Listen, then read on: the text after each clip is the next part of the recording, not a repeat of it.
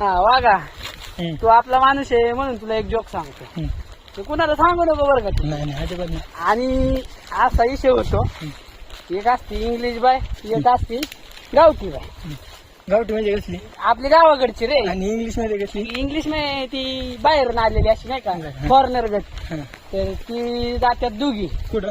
रानात गुराकडे डोंगरावरती. गुराकडे गेल्या हम्म. तिकडून येतं दुःख, फॉग येतं फॉग. हम्म. फॉग येतं म्हणजे फॉग नाही मराठी बाई काय म्हणती, हे बघ आलं दुःख, हे बघ आलं दुःख. इंग्लिश बाई करते नाही, no you fog coming, fog is coming. ती म्हणती फॉग नाही, दुःख दुःख दुःख.